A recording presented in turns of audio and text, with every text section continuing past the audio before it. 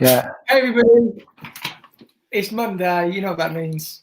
Live and uncut.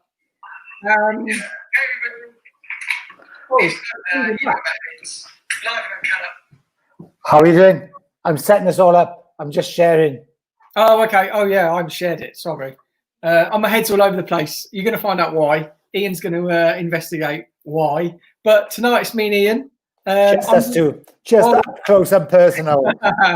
While he introduces what we're going to do, I'm just going to share this. So crack on, mate. Right. Okay. So Paul is in the great position of being able to open his salon on the 4th of July. I'm still sitting on my hands until the 13th, well, possibly the 13th. I don't even know if that's confirmed yet. But Paul is now going to tell us the process he's gone through the last few days on booking clients, the things he's got his team to do, how they are going to work going forward during this COVID-19 pandemic, and how the business is going to look compared to how it was prior to the pandemic. So I know he's been really busy today. He's just jumped on and he's just had a chocolate bar. That's all he's had all day. At least you're gonna say, yeah, that's it. Was it? What was it? It's a twirl. A twirl. There are other chocolate bars available. Only a single one as well. Not single. Gotta go for a duo pack, brother. That's what you gotta do. Start. So he's going to have this sugar high now. So let's get him while he's nice and hot. Otherwise, he's going to crash in about 30 minutes. And I want to pick up the pieces. So, mate, you got Saturday, big day. How do you feel, first of all? Buzzing. I'm absolutely buzzing, to be honest. I'm I don't know. Like, I'm not mixed emotions or anything. I'm just like on it. I'm like, we've got our goal date that we've just wanted for so long. Yeah.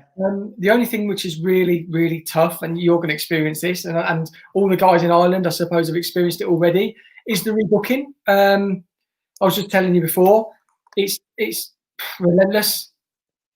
I'm gonna come to that in a second. All right. And keep you hot, because I know that's a really big one. That's a big topic I want to talk about, because like we have talked about it already, and I kind of it's blown my mind a bit actually. But first of all, how has the prep gone in the salon with the team?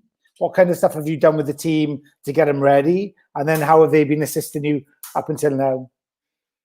So I'm just going to stick. I forgot all of this. This is how my head is. Oh man, that's how fried you are. So yeah, the team that I've had. So I had Lee, Stacey, Julie, and our new apprentice. She had a trial day on the Saturday we closed.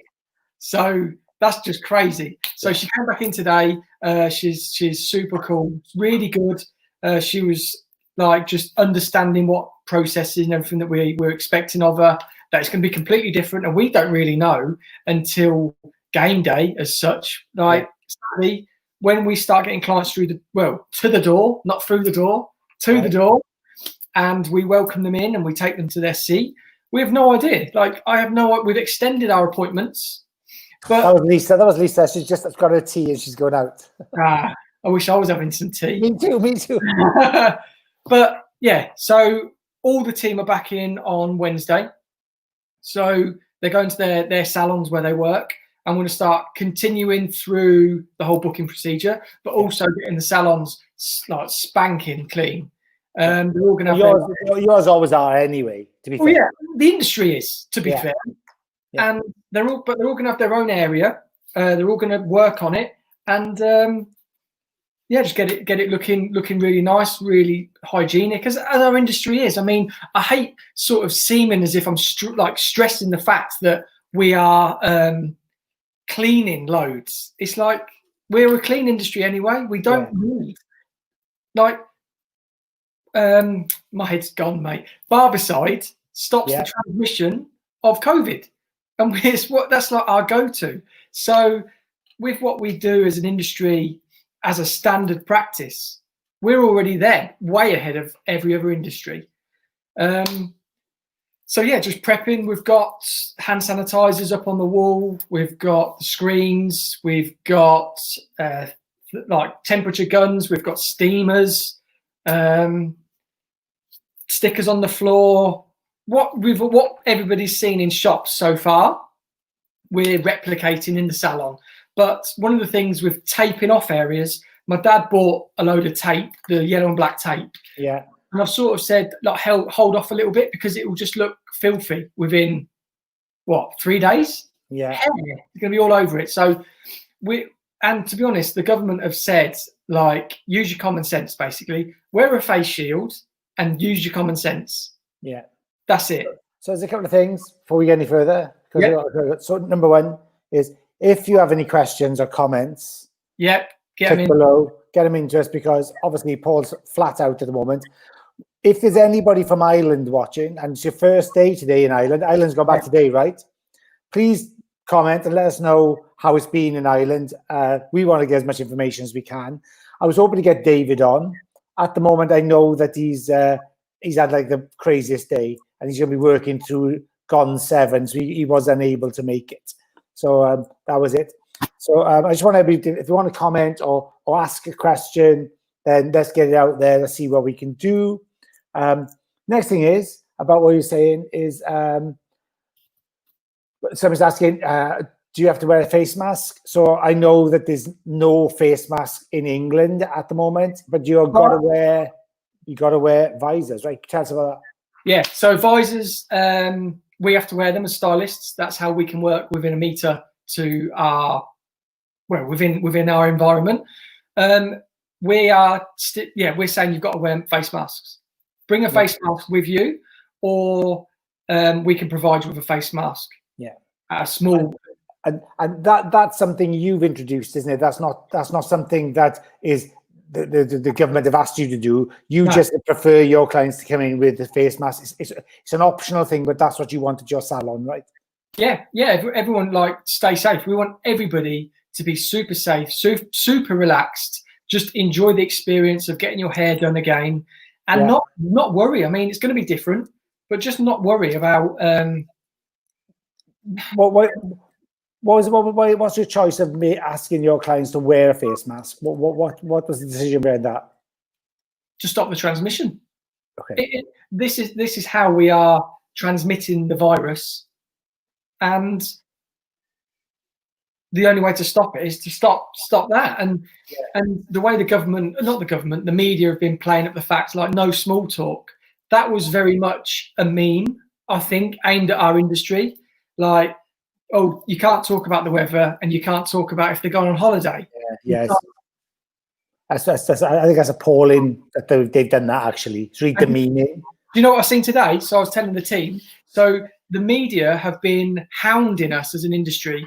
I think it's terrible that you're not going back until then. Petitions to get salons open. First headline today in the paper. Let me read it if I've still got it. Which paper? Telegraph. It said that before you go back to the salon, think about keeping your grey. So it's like, right, you've hounded us for ages to get open and to get, like, stop staying at home and get back to work. Yeah. And now they're telling people, oh, don't go to the hairdressers. Yeah. Don't be vain. Don't have an ego. Don't worry about your appearance. You look fine with grey hair. It might give you some. You might be unhappy. You might be really self-conscious. But don't worry about that. Live with your grey. Yeah. That's a terrible message, isn't it? It is. You know, it's almost like, do you know, like, there's that thing about people who are obese. This is fat shaming. This is almost like colour shaming, isn't it? Like, because you have your hair coloured and you're covering your grey. Yeah. It's almost like shaming them for doing that. Yeah, well, you don't do that, do you? You don't colour your hair. Yeah, you don't colour your hair. Exactly. Yeah. I think, when people say about going grey, to me, I'm like, why? It's like making the decision not to wear shoes. Why would you? Yeah, exactly. Yeah. Why would you go out without any shoes on when they're perfectly? Do you know what I mean? I think we've just gone out for some reason. I've just gone out to your live. I don't know whether you've live as cut the time or what. You what? Yeah, I'm just looking at my Facebook, and your live's just stopped. Our live has stopped on that. Oh, it's back on. I got it. Yeah. So okay. I'm just going to get back. Yeah. Northern Ireland. So they're in the same boat as England, I think, Northern Ireland, aren't they? They're different to Wales and Scotland, yeah. So they're going back the same as you. But dreading it. Louise, don't dread it. It's like today when I was in there talking to clients on the phone, everyone is just buzzing. Everyone is just buzzing to talk to you. And that's all we've heard. You hear my voice. My voice is gone. Non-stop. So one of the things you said today was that every time you booked like 5 clients and went back to your list, what was happening? Oh, no, like I'd book, say, 3 clients, and then I'd go back to the list. There's 5 on top. Like I was on the phone to this client, just having a good chat. It was like one of my last clients that I was booking in for the day. And I was just on the phone, and it was like bing, bing, bing, bing. And I was like, their appointments. So I think we had about 7 on that one phone call. Like requests for appointments, yeah? For booking, booking requests. Yeah. And are you doing that via your online booking system? Or are you doing that via your email system? Or an email system. So it's a form. So people are filling in a form basically to capture everyone's information. Give us a bit of an idea of when you want, what you want doing, and who you want doing it, who you want to do, who you want to do, who you want to do it. Yeah, you are so tired. I tell you what, I just seen Lewis has joined. I don't know if he's still on there anyway, but Lewis gave me a great quote today. So if Lewis can remind me what the quote was. I said I wanted to shout it out because it was such a good quote, and it was like about basically like, you know, not so much the hoping for the best, but that type of thing. It was really good. There's something about choosing, but hopefully you'll come back to me with that in a minute. Put it up there.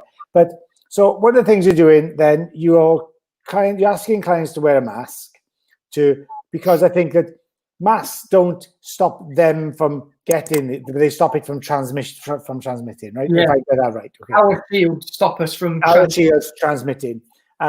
So I think that one of the things I know from my partner, everybody knows now that she's a medic. She works in field hospitals. She has a real high knowledge of the. Is she? Yeah. So one of the things I was saying, that screens and things, a lot of people invested in screens, and yeah, fine, if they feel comfortable and it gives a perception of safety, great. Customer feels more safe because of that. That's great. But actually, in reality, they do nothing unless you've done it floor to ceiling and box yourself in like your own little box. Yeah. Because the virus is what they call airborne and aerosol, that it gets blown around anyway. So it's going to go over and the heat rises. So if it gets caught up in heat from the dryer, it's going to go up over and get spread. That's why they don't want air conditioning on. That's why they don't want fans on and those type of things in the areas that if you've got air conditioning and things, because it circulates the virus more. So I know that. So one of the things I was going to ask you as well was, are you doing like an open door policy, or are you doing a closed door policy? Because there's 2 types of things at the moment that I'm hearing. So we're not doing walk-ins at all. Right. We are explaining when we're booking that you turn up bang on time for your appointment.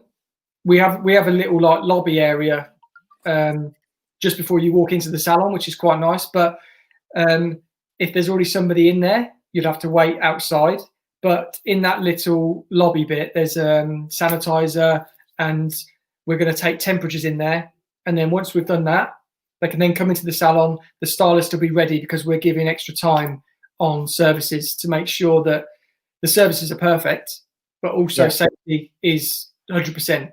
And that's sorry. So you're not so you're going through that, and you have no walk-ins, and you've got that little area where people can it's like a pre-appointment area, really, isn't it? It's like a cleansing zone. Is there any other services that you won't be doing apart from walk-in services? Extensions right now. Okay. Any reason why is that? Just time. We We don't want. I mean, they'll probably take as long as a cut and color 3 hour, but I just think that's more. You can fit somebody else in between in color, can't you? So you're up in your volume, really, aren't you? And we need to. I was looking at it today, and the timings that we've added onto our services, like we're missing out on 2-3 clients a day each. Yeah.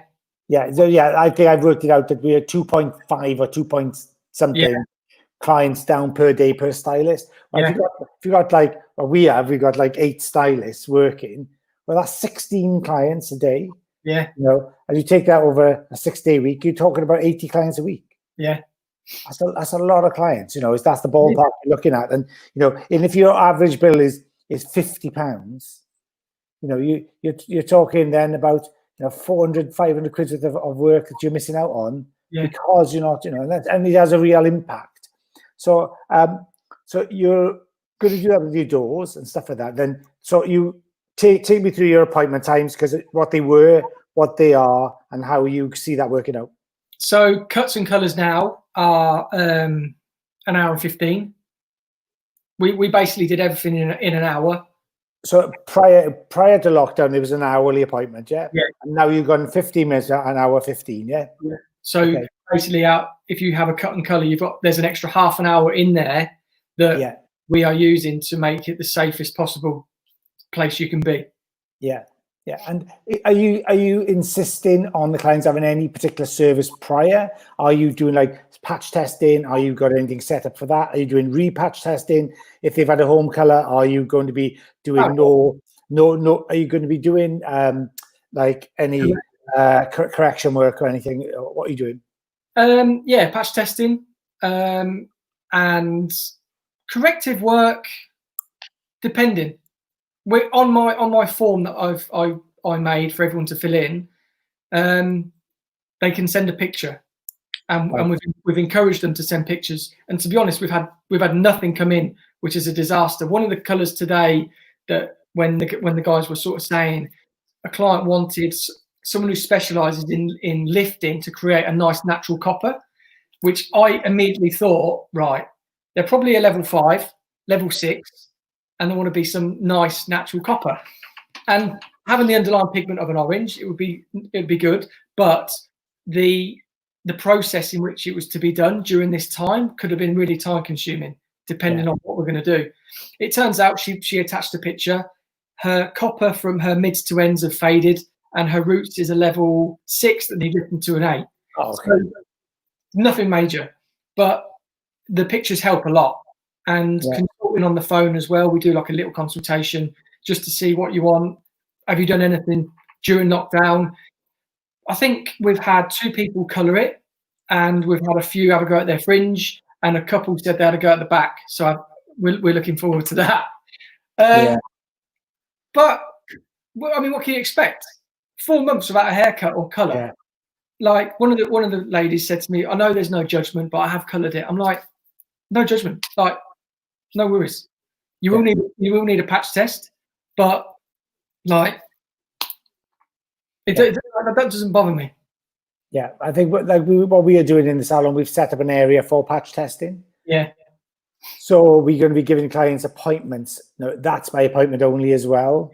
So they can come in, get it done. They don't have to come through the salon. They stay at pretty much not quite the door. No, not the door, but we've got an area right in front of the door, which is like a small lounge area. And we've set that up now as an area where they can sit. We can do the patch test and they're out. It takes like less than 2 minutes, literally less than 2 minutes to do. And you know, so it's just, we'll still give them the appointment, but we'll do the patch test prior if they have done a home color or if they've had any other like chemical service in the interim period. So that's how we're looking at it, and we want to keep it as tight as we can. You know, and so the team are my team are ready for that, but we've done the same as you. We've gone for longer appointment times. We have put a screen in. Actually, we were screening in between one of the basins because it's quite tight. So that's one thing we've done. And also we're having a screen on the desk where it's face-to-face taking money or taking credit cards or whatever. Yeah, exactly. So we try to be sort of sensible about it really, and look forward about how we are addressing the issue of return, trying to make it as normal as possible, but also trying to keep everybody as safe as possible as well. But one of the things we've been working on, I don't know whether you done, I'm sure we spoke about it ourselves, is like we want to give the client that absolute wow when they come in. Yeah. So we are looking at giving everybody, because the reason is we haven't seen them for 4 months, maybe longer by the time I go back.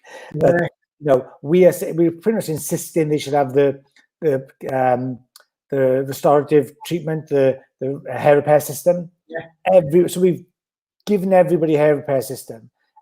We've cut the price on that, so we want to do it to everybody because we believe it's the best starting point. Definitely. And they're going to go out feeling like unbelievable. So we've cut the price right down to be able to give it to everybody. So we're just covering costs really. So we know what we are dealing with, especially clients who maybe you don't know what shampoo they've used, you don't know what stuff they've been using at home, or if they've home colored. This will protect us when we come to coloring or doing that to make sure everybody has that service prior. So my mum, but you haven't even cut your mum's fringe. Oh, can I? It's close quarter. Saying that, my mum's always got like a short little crop, and her hair's so long right now. She's even put rollers in it, and she keeps on looking at me and saying, "No chance." I'm like, "No chance." So my mum will be one of the first people in my chair, and if I didn't, I want to be shot because she's just the most amazing mum. So I've got to look after her, Nice. Yeah, I think screens make people feel safer. I don't think they don't have a function with this virus, but they make people feel it's the way people perceive it, I think, don't they? Yeah. I don't know Laura, what genius idea is that? Is that the give the hair repair system? Yeah, I think it's a great way to do it. So because basically everybody's like treat everybody as a virgin head first time visit now because 4 months have passed. So that's how I would treat a new customer anyway. That's how I would look at it. So that's how I would go forward. So key thing now then, before I get to your booking process, pricing. The sensitive thing that is pricing. Not with me. How have you done it? What have you done? We've done what we've had to make the business viable and still be operating for years to come, mate. Like any salon should be. I've seen salons local to me that are already putting on promotions, and I've seen. Oh, whoa! Rewind. What? Yep. What type of promotions? Well, basically to colour promotions and all that. Like money off. Money off. Are you having an absolute giraffe? Yeah. You've seen people doing promotions of money off colour. What, starting now or booking for Christmas or booking, what are you doing? Half price colours for Christmas as well? Is that what it's for? Yeah, I don't know. But seriously? I don't know. I mean, the colour that I don't know. Like that has absolutely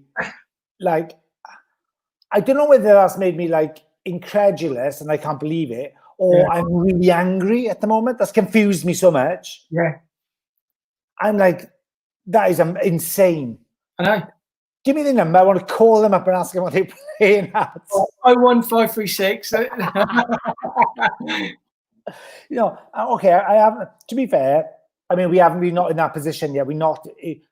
I know people have taken appointments, and people, because I've got my own clients telling me their friends whose salons are taking appointments, and if it goes to the 13th, then great. Yeah, I haven't got a problem with it. It's none of my business at the end of the day. It's not what I would do, because as we discussed it, and even my mother-in-law yesterday, she knows it's my pet hate. So even my mother-in-law yesterday was like, "So can I book an appointment?" I was like, I just need to give it a look, like, "Are you kidding?" And she says, "Well, my friend in golf club, she's can book her hairdresser." I said, "Look, I'm going to tell you one more time that if we book you for the 13th, and on the 13th we book 40 clients in a day, and then they say we can't open till the 15th or the 20th. Well, that's 40 clients a day for, even if it's one day, it's 40 clients. And the way the bookings are going to grow, we will be fully booked for the next 5 to 6 weeks. So I have 40 clients who I can't put anywhere, and I have to delay them for another 6 weeks.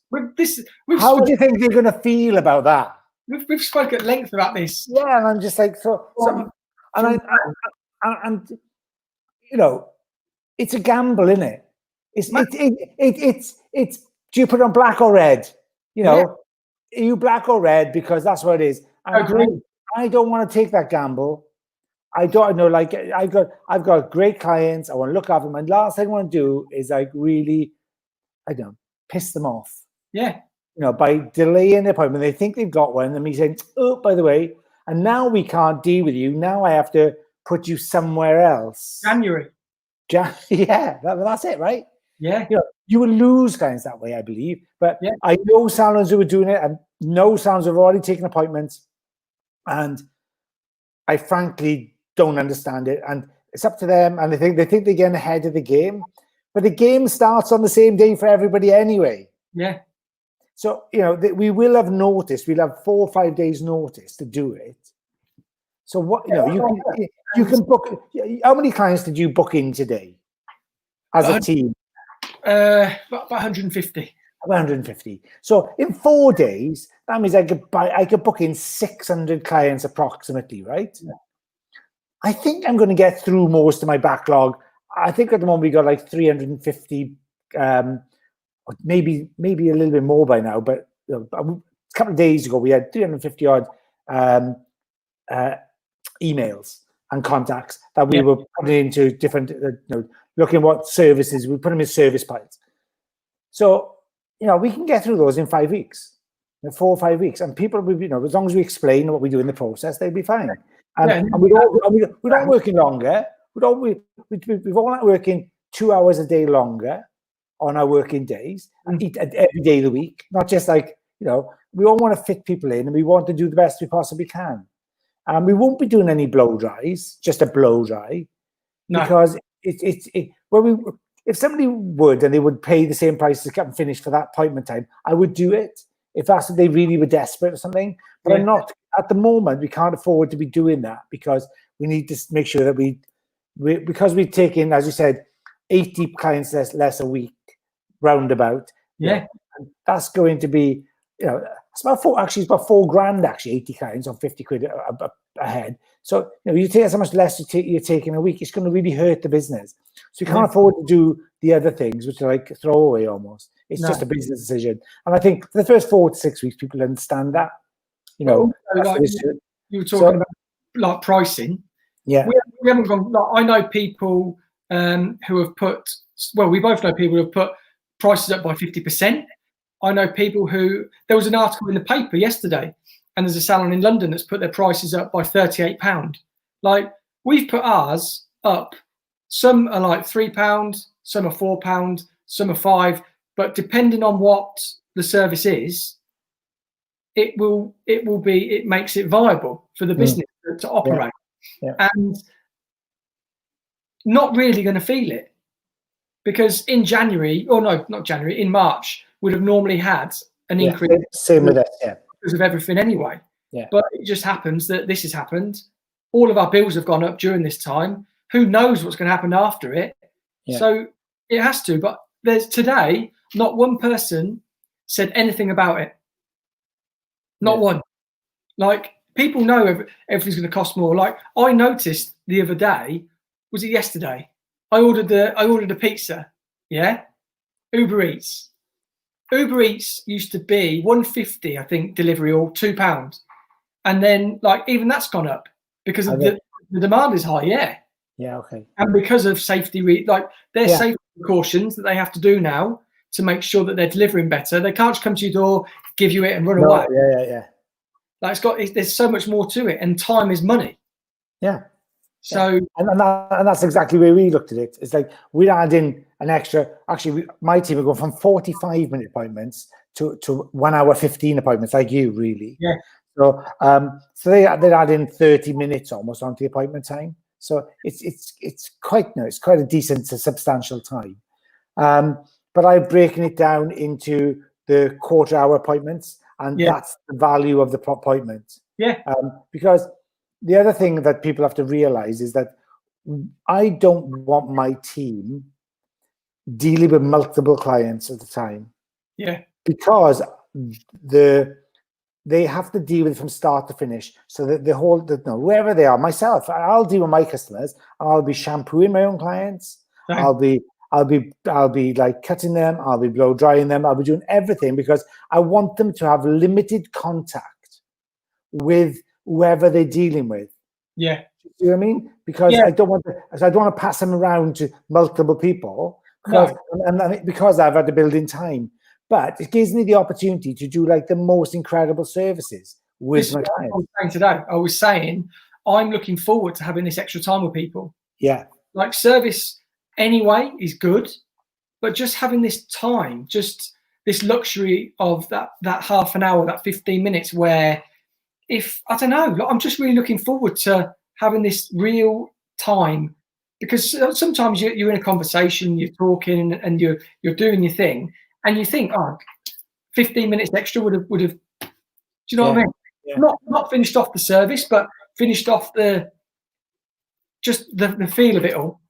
I'm actually still trying to get my head around somebody doing a promotion to go back to work. Yeah. I can, I just don't understand that. Well, the way to look at it is they're just trying to monopolize.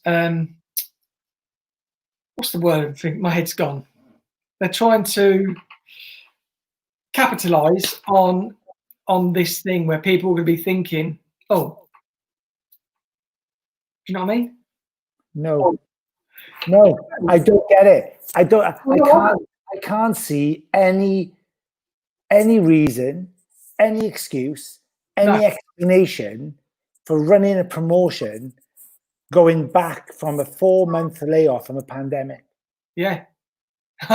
I mean, we speak most days, and how many messages do you get per day asking when you're back, when can I have an appointment, when you're back? How many do you get? Because dozens, right? Yeah. And phone calls and everything. Like during the latter stage of lockdown, I think average contact with people was probably 30 a day. I think I've got the analogy for it. Okay, Glastonbury. There's no Glastonbury this year. Yeah. And Glastonbury tickets sell out in about an hour. Yeah. They're like gone. This is like Glastonbury doing 2 for 1. Yeah. or buy one get one free to go to Glastonbury. They just wouldn't do it, would they? No. They know they're going to be sold out. They know they're going to be really, really they could sell it out 3 times over. Why would they want to do a promotion on it? If you've got a good business, listen, and this is a horrid thing to say. Yeah, I know, but I think that if you go to a salon that's doing a promotion at this time, don't go there. There's a problem somewhere. Yeah. It's either they're desperate for cash. Either they are can't take cash. Just what? Can't say what? Can't get cash, no. So you know what I mean? They need money, they need cash flow, or they are just not very savvy. And I would suggest if somebody was that not savvy in business, they probably wouldn't be up to date with the current techniques of hair, especially hair coloring. It's like it's like a science now, right? They want to be home to pick up clients that are desperate and want it done now. Yeah, but where their clients, surely their clients are going to take priority. I know he ends it. I am because I just don't get it. Why is anybody doing that? Because I would think there's something wrong. Yeah. I would think there was something wrong with that salon. Should they have to run a promotion right now? I'm always suspicious about that anyway. And we'll do, and sometimes we have downtime.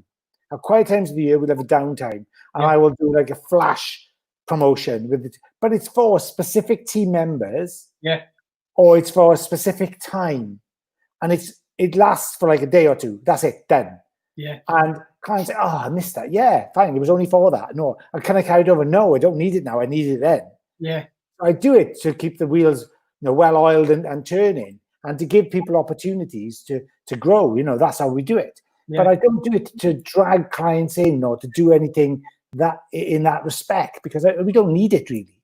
Well, mate, like I've been phoning all day, and oh my God, hang on, I've got to give a shout out before you do this. I've just looked up, and it says on my screen that Damien Carney is watching.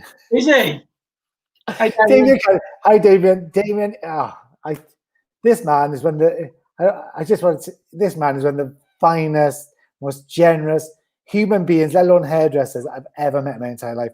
I can't believe he's just jumped in onto our little live and uncut. So, Damien, you have to send me a comment if you were still watching. Can't believe that. Anyway, that's amazing. That's it.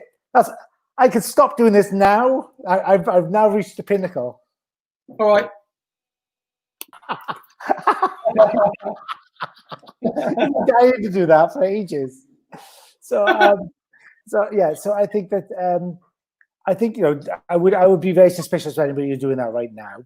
Yeah. The other thing, so the phone call. So how have you prioritized your customers going back into the salon? How have you looked at it?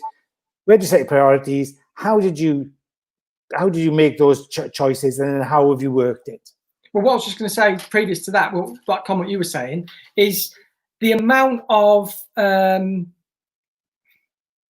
new clients that we've had today, phone that have requested appointments, is unbelievable. Like it's as if we've done a promotion. Right. Yeah. And I phoned this. So I picked up a call in between another call.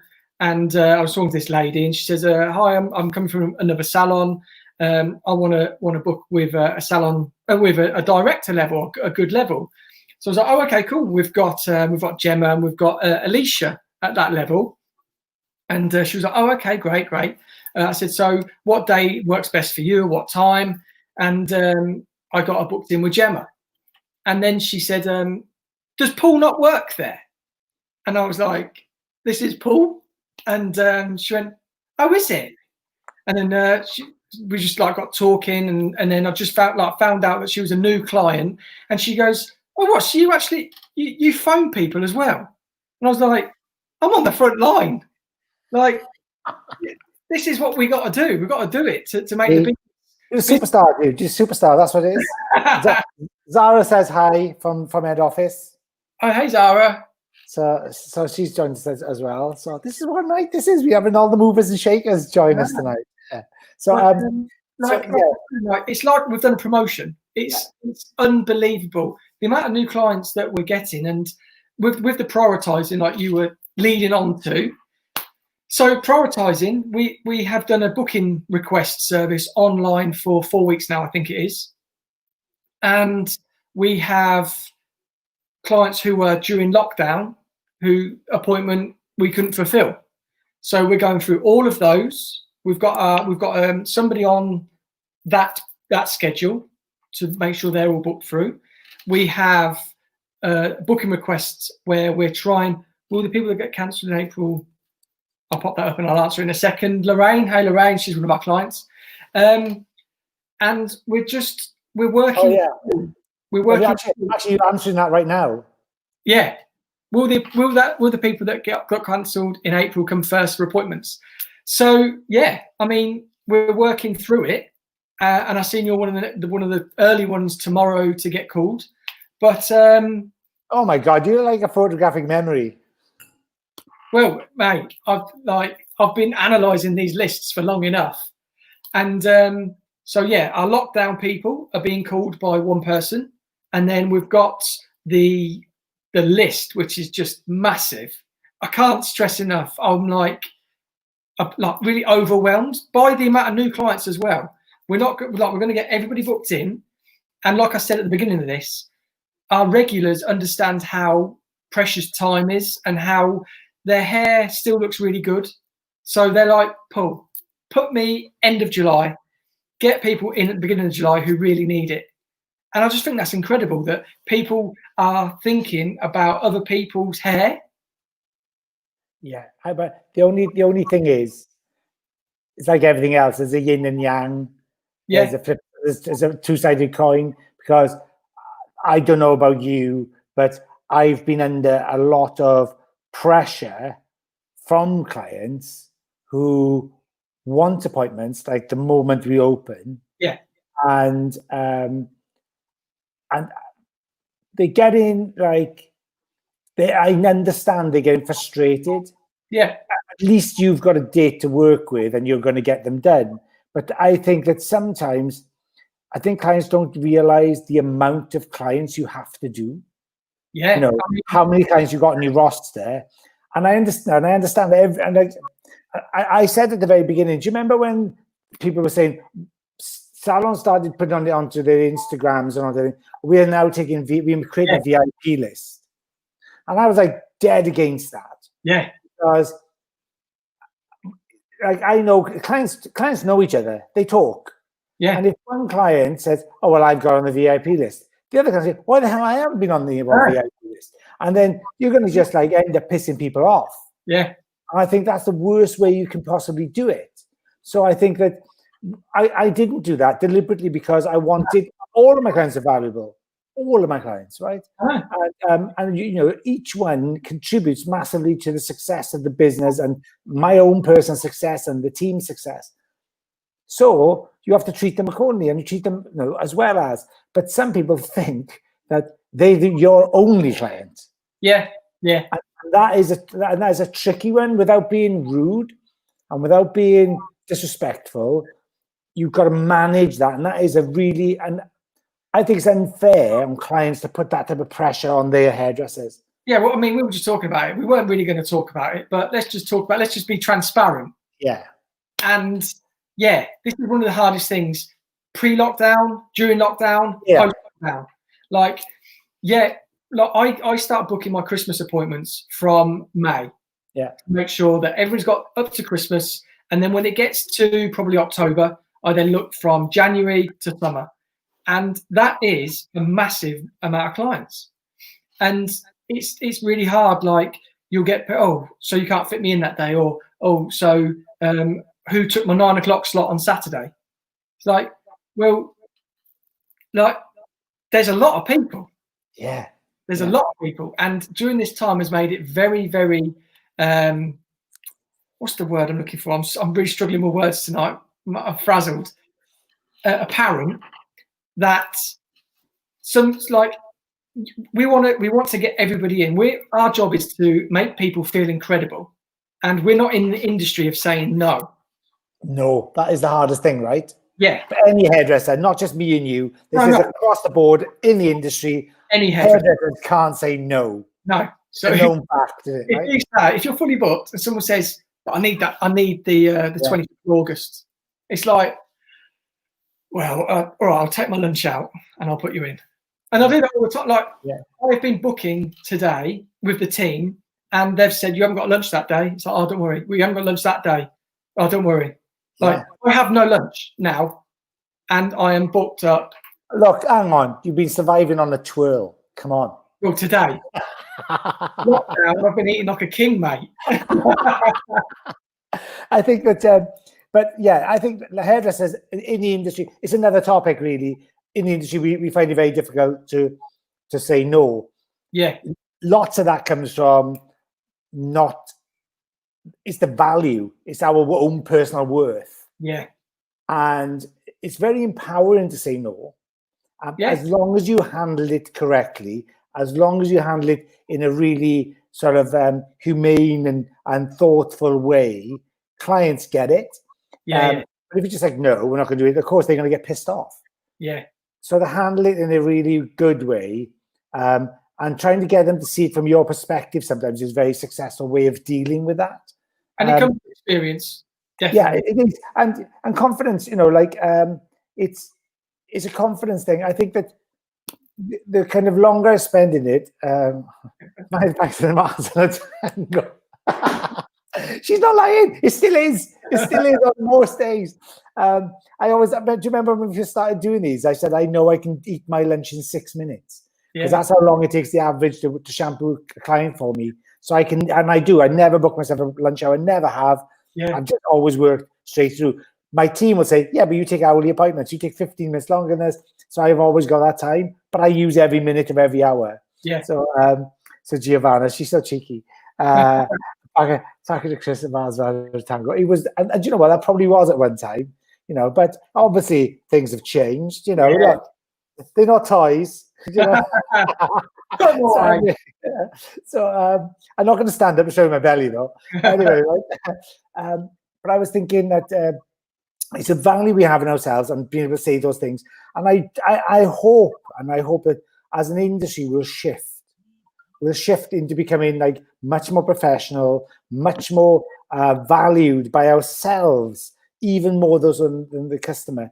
And I think that is the issue. And I sent you that link earlier of that speech, and that's all about self-worth, and that's all about understanding, being courageous and having, knowing your identity, knowing who you are. And I sent Paul a link earlier, which is a Brené Brown link. If you get a chance to watch Brené Brown, she's an amazing lady. My cousin's a hairdresser in Germany when salons reopened. Didn't struggle. Yeah, absolutely.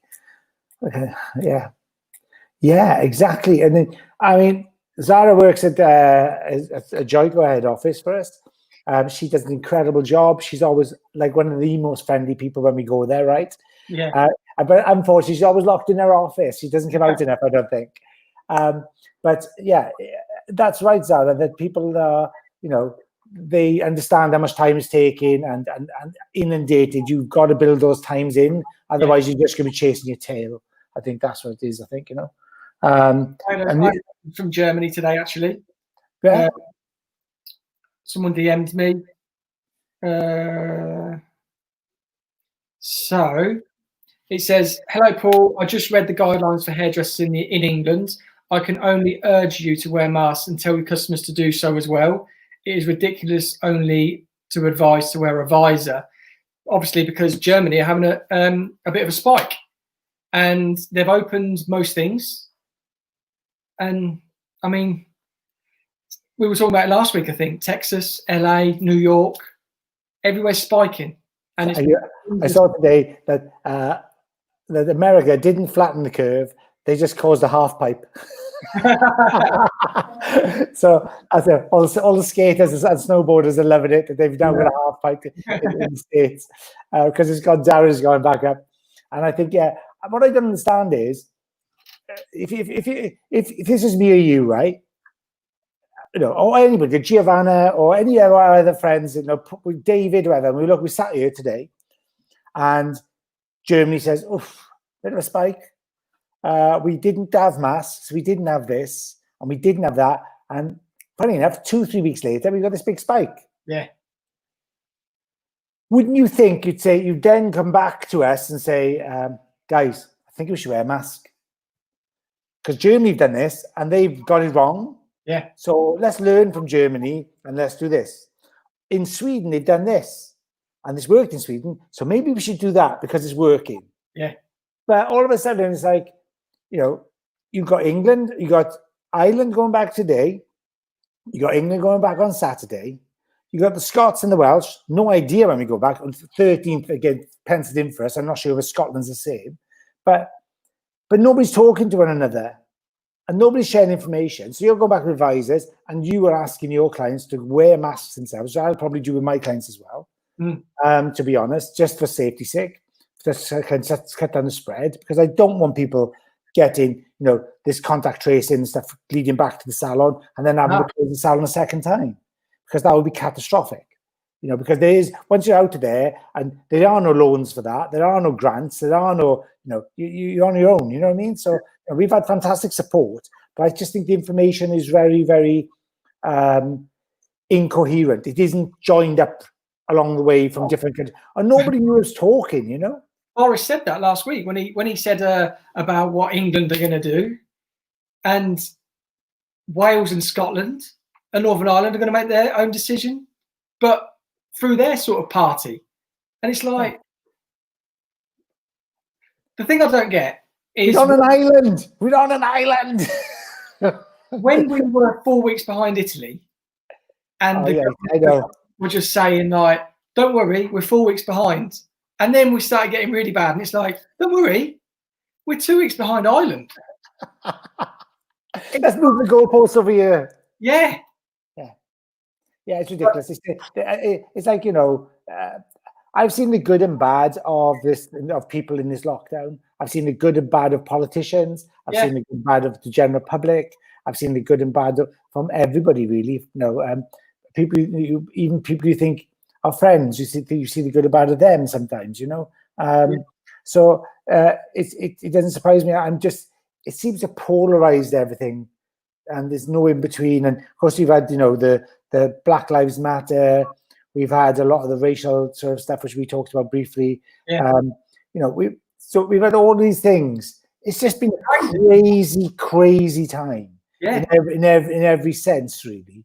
And we're still only halfway through 2020. No. Do you remember New Year's Eve thinking 2020? Doesn't that sound great? It's going to be such an amazing year. My year. Boom. My year. This is the one. Yeah. But then, like I had that thing where you spoke to everybody, and my thing was I really looked into why people were saying that 2020 was their year, and it was like a psychological thing. Yeah. Because 2020 vision is considered a perfect vision. It was like something in our brains was saying, right, 2020, that's our year, it's gonna be perfect. And when this all happened, everyone was like, did you say 2020 was your year? And they were like, yeah.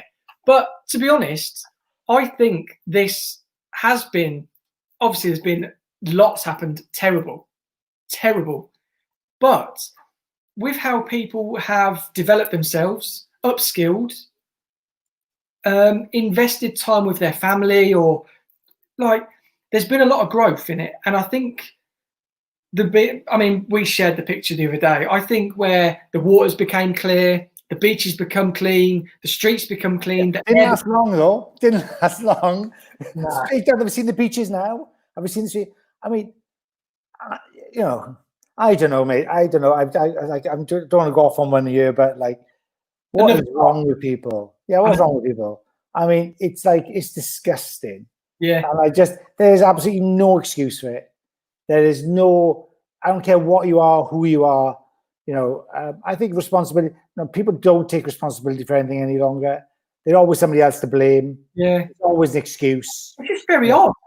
I think that's what I mean, it's polarized. Yeah. The people who are like, it's so lovely over here, and we're so nice, and we're so supportive, and I want you to do well, and I want this to happen, and I want this, all those good things, and you get all these bloody shit heels over here who don't give a shit, totally selfish, self-absorbed, somebody else's fault, want to cause a fight, and you're thinking, what is wrong with you? Yeah.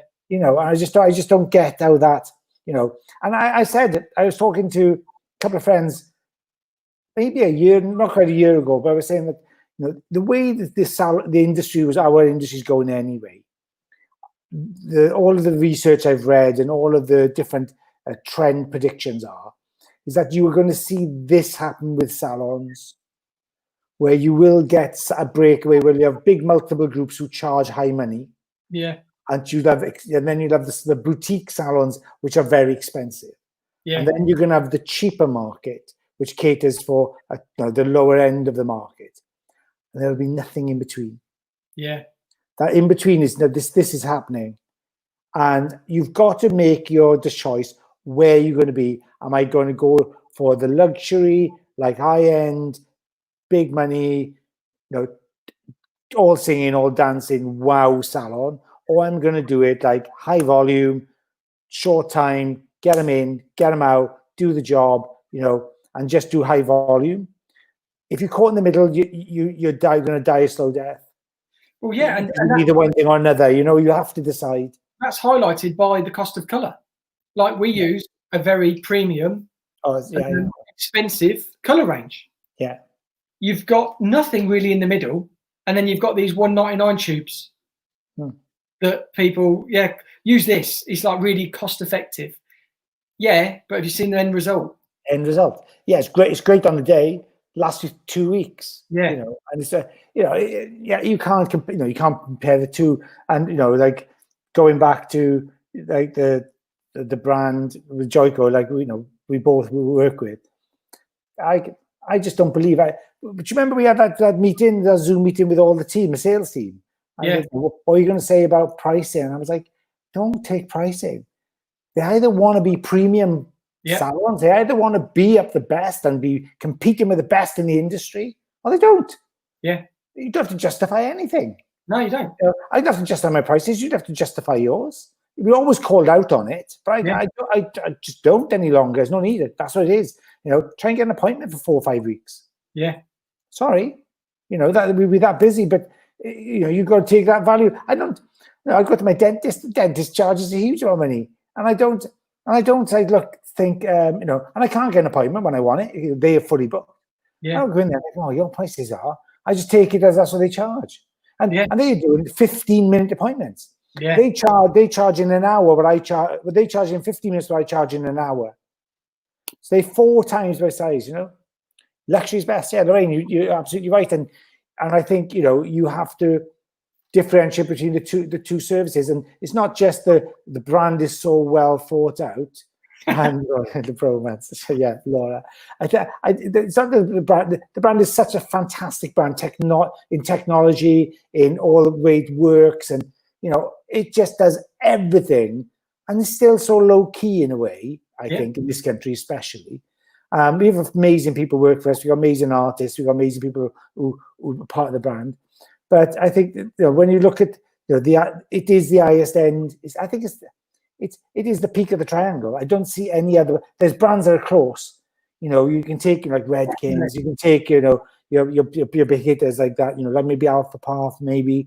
But I think Joico, like they tick all the boxes. But the environmental side of it, we don't talk enough. They've got all of the plants in America have wind turbine driven, generating their own clean energy. They have repackaging, all the recyclable packaging, like on a scale that nobody's done before. All of these things they consider, and so there's such a conscientious company. We don't even talk about that. I know it has a huge impact of what they put back. They sponsor. They get people who grow the ingredients. They set up farms and stuff to do that, where they get people to do it responsibly, handing back to farmers, getting farmers to then look at their local area, and wherever they do, they source it from where it's indigenously grown. Yeah, it's a great culture. It's like a fantastic company. So I love all that type of stuff. So Jason's on there. I've just seen that. Yeah. So I just think that it's a way forward for us anyway. And I think if you look at your brand and look at the luxury, that's where you want to go. But you still, I think people will, they see the difference, and that's all that matters really. The difference, it's there. It's not a bullshit difference. It is what it is. And I'll always put my flag on that mast. Definitely. I mean, you can tell. Like, I've come from other brands, and there's that journey of like, oh yeah, this brand's great. This brand's really good.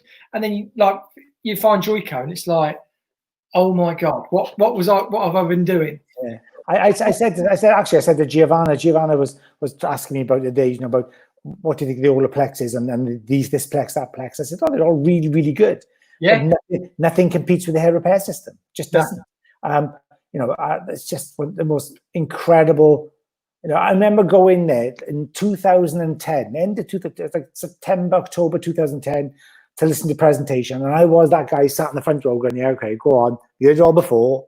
Yeah. And Danielle Schwartzberg, the boss, she was doing the presentation, and she was the boss then, but she just led the presentation. And I remember within the hour sitting on the edge of my seat and thinking, why don't I know this stuff? Yeah. Why has no one told me before? And I felt that I'd been sleepwalking my whole career. And it was like the most profound change, and the most profound, the moment you thought everything has to change. I got to go back to the salon and change everything because I'm doing this all wrong. And I've been doing it for like 25 years by then, or 30 years by then. And so, I just recognize that I need to change. And it's been the best thing I've ever done. I've never thought twice about it. I've never regretted it. I've never questioned it. I've never, and like I said, in the meeting on the meeting with the team, I said, well, I don't even know if you're a user of the brand, I don't even know how much a tuber. I can tell you approximately how much it costs. Yeah. I don't know how much a tuber costs. I don't care. I just want the results. Yeah, and it delivers every single time. So I don't care about the cost of that. I hope Jason's watching that, because we talk about costs and stuff. And so But I think that's what it is, the brand, and that's how it's good. Let us know what you've done. Yeah, prices. What have we done? But yeah, I mean, Well, just touching on like prices again, it is just something to make the business viable. And bottom line, right? Bottom line, you got to survive, and you got to make a profit as well, Paul. Yeah. You know, like we were talking about breaking even and knowing what your break even is. That's and for some salons that's a ball ache. Some salons don't even know that. Mm. And I think you've got to cover your costs. But you've got to make a profit as well. You've got to earn a living. Yeah. You deserve all the hours you put into earning a living, right? Yeah. Yeah, he's not saying very much. Look at him. Having up. Yeah. He's like the villa, going up to the villa, he is. So, no, I think that, like, it's going to be interesting. I can't wait for, I can't wait for you to go back next week and us to talk next week. Yeah. To have a real insight of what's happening now and how it's gone for you. I know it's going to be fine because I know the amount of work you've put in behind the scenes. And like I said, I speak to people here. Yeah, awesome. That's like music to my ears, Jace. That's fantastic. Yeah. And not for this man. They should just stay that way. Just that's where he's at. Yeah. And like we talked about things afterwards with Jason last time, and the structures are there, and if we can help in any way, we will. I know that. But I think that I want to see what your insights are. I know how hard you work. I've worked with a lot of people down my end. I expect not. But Giovanna's on. We've been on there. She said about my Mars bar and stuff. But me and Giovanna talked about it, and we've got very similar. We align quite a lot, and literally, she's a mile from me. Her salon's a mile from me. Yeah. I got no problem sharing it. I know how hard those guys work. I know how dedicated they are. I know what a great team they've got, and I never want to pull them down to make me look good. Yeah. In fact, I want competition of that caliber because it makes me stay honest. It makes me work harder.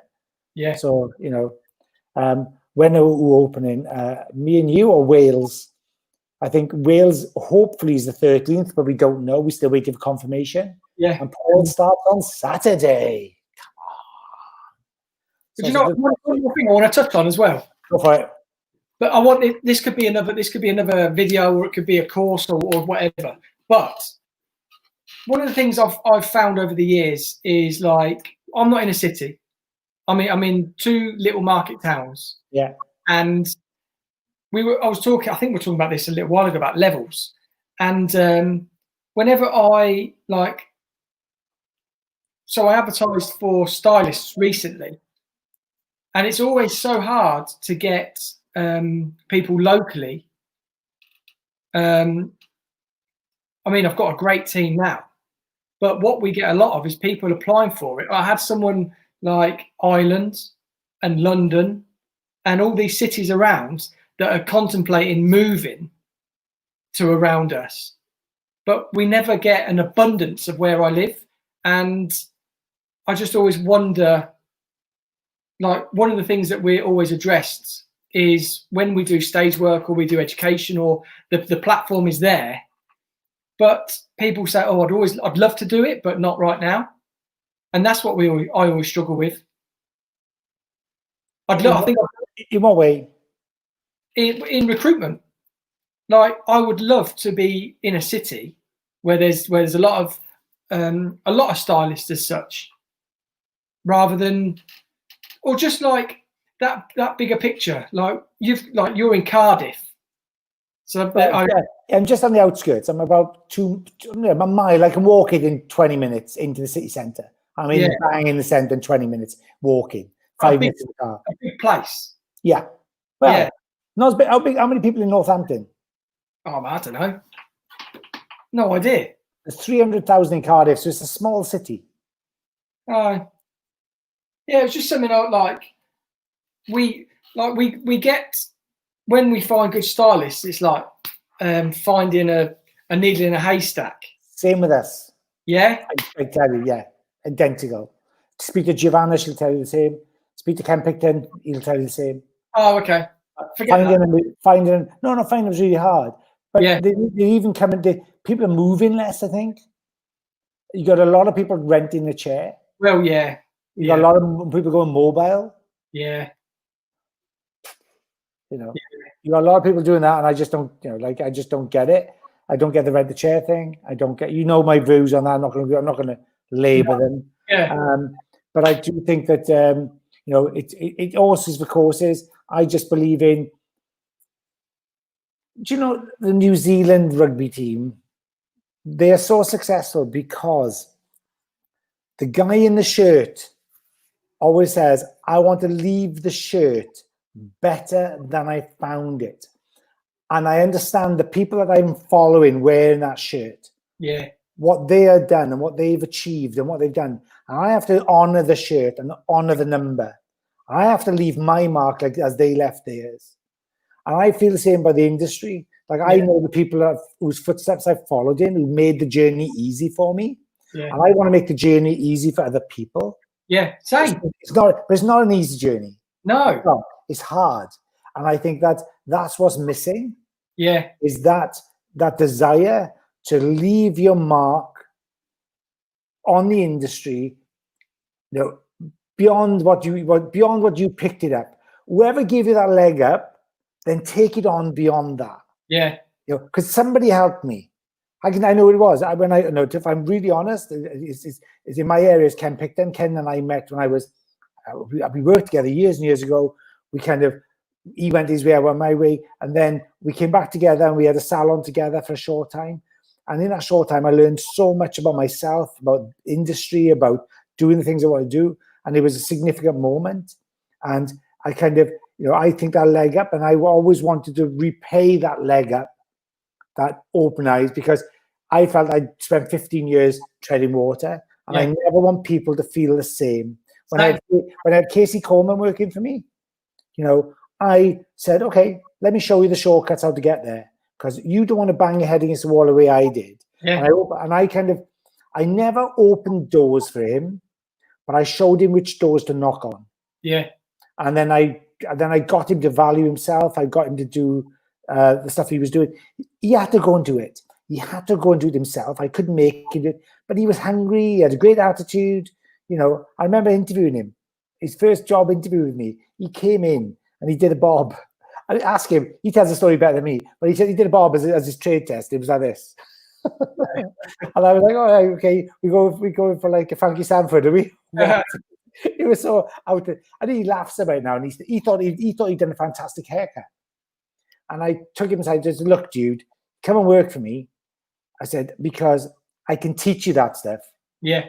But you've got something I can't teach. You've got an incredible attitude and you've got this amazing drive. I can't teach you that, but I can teach you other stuff. And for 3 months, he never saw a client. I just educated him for 3 months, cutting hair, never. And he got model after model after model after model for me. He just did it.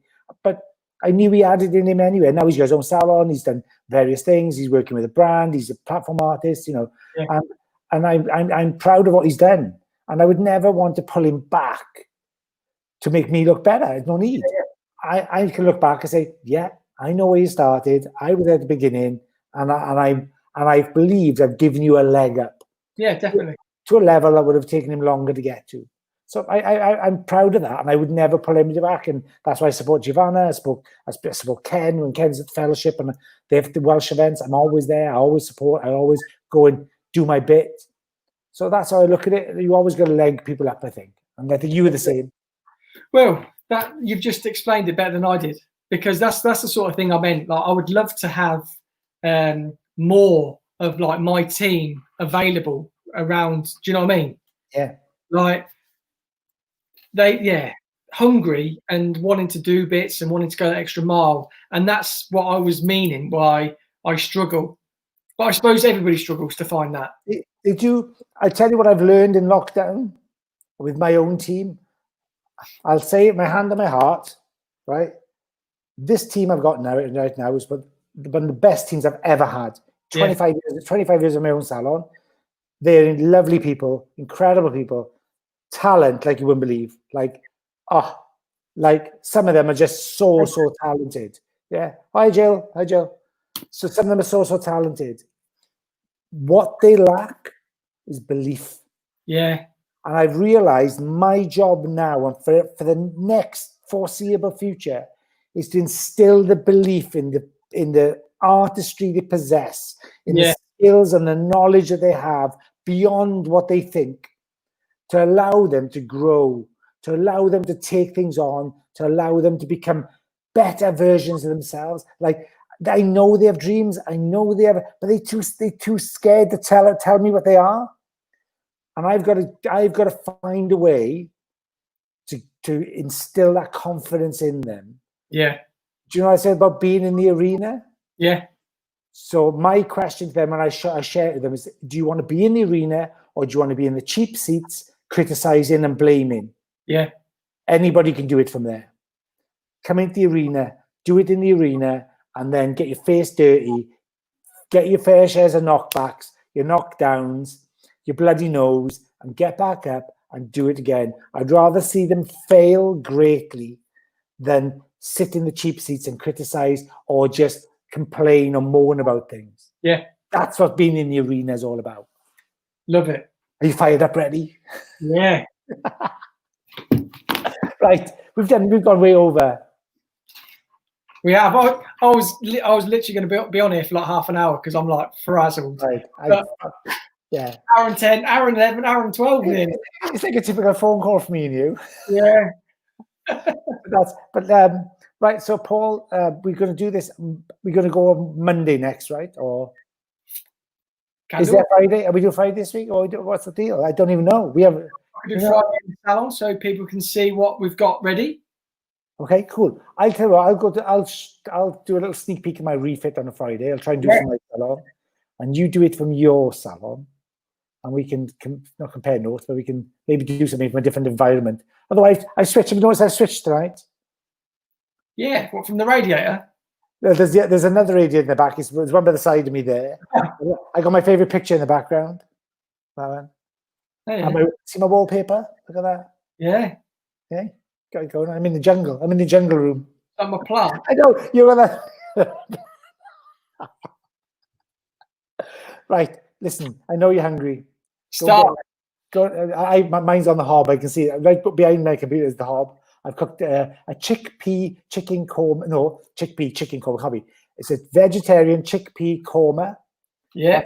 So it's all in the drive. My trainees in it. Yeah, absolutely. Yeah. It's there's no secret to success. Nah. There's no shortcuts.